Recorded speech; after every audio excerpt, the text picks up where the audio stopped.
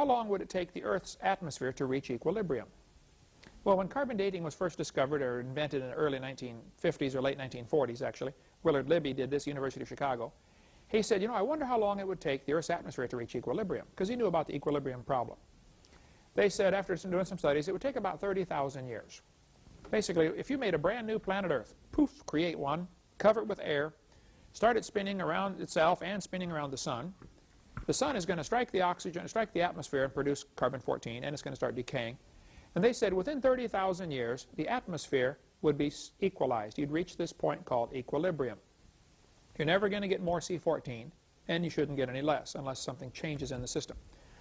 Well, sounds good. I don't know if the number's right, but the concept is. Within 30,000 years, the Earth's atmosphere would reach equilibrium. The problem is, we still haven't reached equilibrium. There's more C14 now than there was 20 years ago. Actually, radiocarbon is forming 28 to 37% faster than its decay. So if we still haven't reached equilibrium, then the Earth is less than 30,000 years old, which is what the Christians have been saying all along. A friend of mine has a website, archy.org. You can get information there about the Earth's atmosphere has still not reached equilibrium. There's been a lot of people doing research on this, and we're not there yet. This chart indicates how carbon-14 is supposed to work, in theory. An object that is still alive should be in balance with the atmosphere, which would give you 16, I'm going to simplify this a little bit, give you 16 clicks per minute per gram on your Geiger counter. If you're listening to testing a sample, it'll go click every 4 seconds, click, click. If it's only giving you 8 clicks per minute, then you're assuming it's 5,700 years old. It's been through 1 half-life. If you're only getting 4 clicks per minute, it's been through 2 half-lives. If you're getting 2 clicks per minute, it's been through 3 half-lives. It's 11,000 years old. This is how carbon dating is done. If you test a sample and you find out you're getting 2.5 clicks per minute or 2.9 or something like that, you look at the chart and read over and find the age by the simple calibration curve, they call it. Sounds good. Doesn't work. If you walked into a room and found a candle burning on a table, and I asked you the very simple question, when was it lit? You say, oh, I don't know, it was burning when I got here. Okay, let's do what's called empirical science, things we can test and demonstrate and weigh and prove, okay? We're going to measure the candle. We measure the height of the candle. We find out the candle is 7 inches tall. Okay, when was it lit? You say, oh, I don't know. Okay, let's do some more science. Let's measure how fast it burns. Suppose we get an Olympic stopwatch and we measure this thing very carefully and find out the candle is burning 1 inch every hour. Now we've got 2 hard science empirical facts. The candle is 7 inches tall. It is burning 1 inch an hour. When was it lit? You still can't tell me unless you make some assumptions. How tall was it? And has it always burned at the same rate? Neither of those assumptions can be proven. They are purely assumptions, okay? If you find a fossil in the dirt, all you know is it died. You don't even know where it died. You just know where it ended up buried, that's all. Now, the amount of carbon-14 could be measured very precisely, and the rate of decay could be determined. But when did it live? I have no idea, and nobody does. Because you'd have to know how much was in it when it was alive, which that would depend on the assumption that the Earth's atmosphere has reached equilibrium, and we haven't. And you'd have to know that it's always decayed at the same rate. Now, if the Bible is right, and the Earth had a canopy of water overhead, like the Bible, I think, clearly teaches in 2 Peter 3 and in Genesis 1, 6, and 7, this canopy of water would filter out quite a bit of radiation, and they probably had a lot less carbon-14 in the original creation than we do today.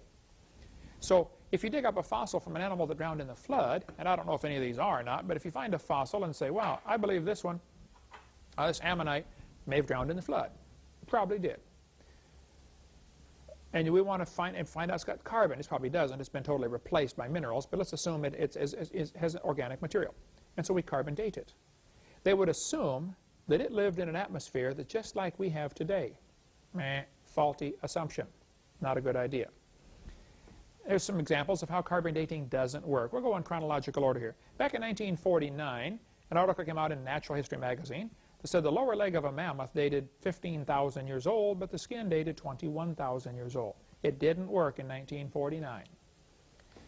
1963, a living mollusk shell carbon dated at 2,300 years old. Well, here we are 14 years later, carbon dating is still not working. Okay? 1970, this article came out and they said, if a carbon date supports our theories, we put it in the main text. If it does not entirely contradict them, we put it in a footnote. If it's completely out of date, we just drop it. 1971, a freshly killed seal carbon dated at 1,300 years old. Still not working, folks. Okay? 1975, a baby mammoth was found frozen. Part of it dated 40,000 years old, another part was 26,000 years old, and the wood next to it is 9,000 years old. Still not working in 1975. 1981, they tried it again.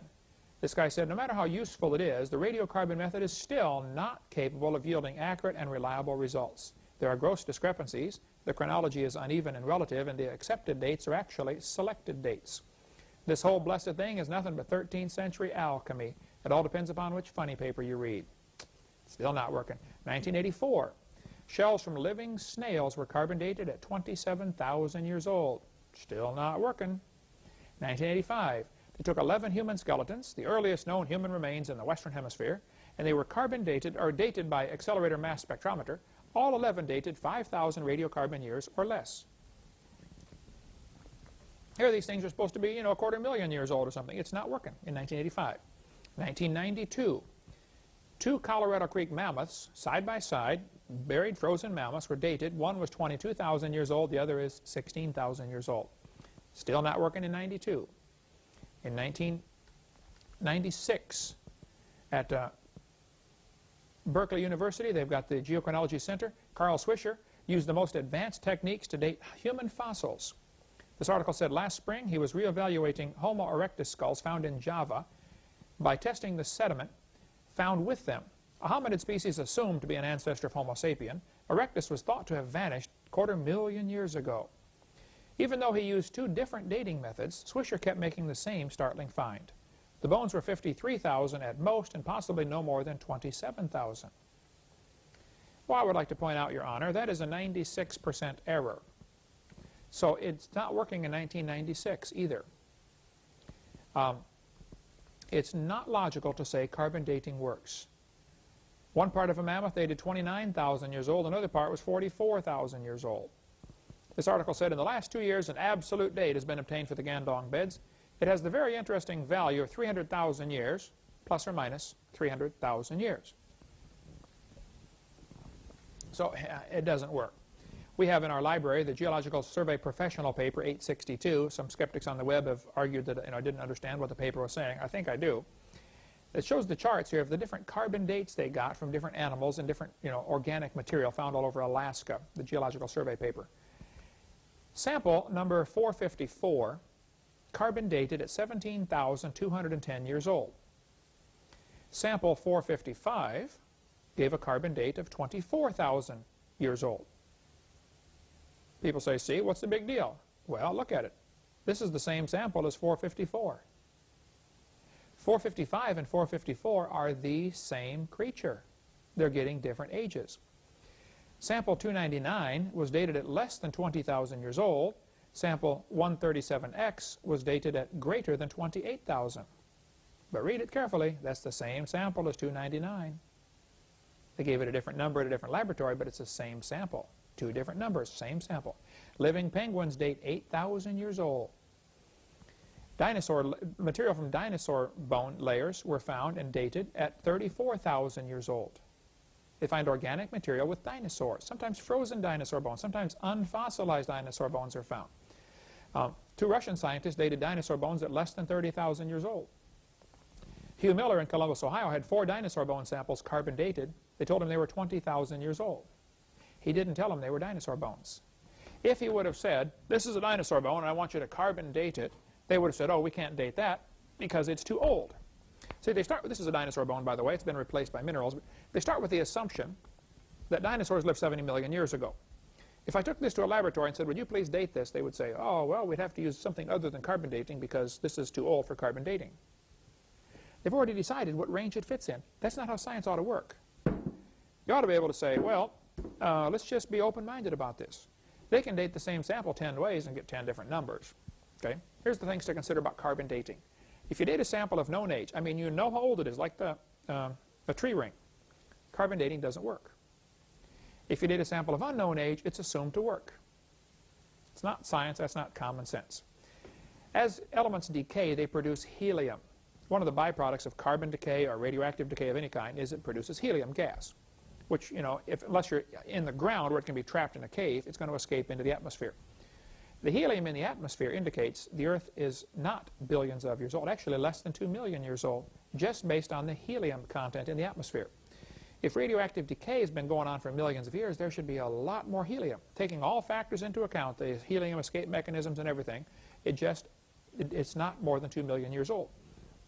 There's an excellent book if you want to get more in the go down deep stuff on carbon dating. You can get it through our bookstore if you want, or call icr.org. They have the book there. This guy said the rocks date the fossils, but the fossils date the rocks more accurately. But I'll tell you what, folks, the cheese done fell out of his sandwich. All right? He said they use circularity is inherent in the derivation of timescales. They use circular reasoning. Specimen 10017 from the moon was divided into 6 pieces and dated many times. The ages ranged from 2.5 to 4.6 billion. Notice that's nearly a 500% error. It doesn't work. I talked to J.P. Dawson in Oklahoma. He was the chief of engineering and operations for the Lunar and Earth Science Division at NASA in Houston. He said they worked on the lunar samples, including the Genesis rock. He told me they found ages from 10,000 years to several billion years in the same rock. So basically, you can kind of pick what you want. There's an excellent chapter in this book called Bones of Contention. The last chapter deals with what's called the dating game. It's hilarious to see how they change the dates to make them fit. You know, if any new evidence comes in, we'll just change the date and make it fit the theory. All right, we'll take a little break here, come back and talk about the other dating methods, potassium, argon, some of the other ones, and then go on to more of your questions. Okay, let's take a few more questions and answers. People often ask me about the age of the Earth and say, doesn't potassium-argon dating prove the Earth is millions or billions of years old? Well, potassium is one of the elements in the periodic table. It slowly decays and turns to argon, which is a gas. So the theory is that when a volcano erupts, it melts the rock and turns to lava and comes out and spreads down the hillside, and the gas would escape because it is now a liquid. And so as potassium slowly decays to argon, which is a gas, if it melts the rock, it should reset the clock to 0. And so they think we can tell how old lava flows are, or ash flows, ash beds, because there should be no argon in them. It should reset the clock. It should be just potassium. Well, it sounds good in theory, but in practice, when you actually test it, it doesn't work, okay? It's true that potassium decays to argon. It has a half-life of about 1.3 billion years. It very, very slowly decays. Of course, nobody watched it for 1.3 billion years. They watched it for 3 or 4 days in the laboratory and estimated how long it would take for half of it to disappear. But let's assume the half-life is right, and that would be quite an assumption, but I don't argue that much with them. The fact is, when you actually test it, like the lava flows that were tested from New Zealand, this chart shows from the radioactive dating failure here article, about potassium-argon dates were given for a 1975 eruption at the very bottom of the list here, February 19th, and yet it was way off. It was 1 to 2, or a quarter of a million years old, and yet it was only 1975. 1949, a lava flow, they knew it erupted in 1949, yet it gave an age of a little less than a quarter million years old. So it just simply doesn't work. As much as 80% of the potassium in a small sample in an iron meteorite can be removed in distilled water in 4.5 hours. So we don't know that it actually resets the clock. This Canadian Journal of Earth Science article said, in conventional dating for potassium-argon, it's common to discard ages which are substantially too high or too low compared with the rest of the group, or with other available data such as the geologic time scale. Oh, now here the truth comes out. Things are really dated by the geologic chart, not by just, you know, potassium-argon dating. We've been through that before. In Nature magazine, back in April of 1970, they gave another example where they had dated a layer of ash called the KBS Tuff, named after K. Brenzenmeyer. This layer of ash was dated at between 212 and 230 million years old. I mean, for years, everybody had dated this layer of ash, and everybody agreed it's 200, you know, over 200 million years old. What they'll do is, if you look at the picture here, they will have different layers of ash that they will assign dates to. These are from volcanic eruptions, lava flows, or ash layers.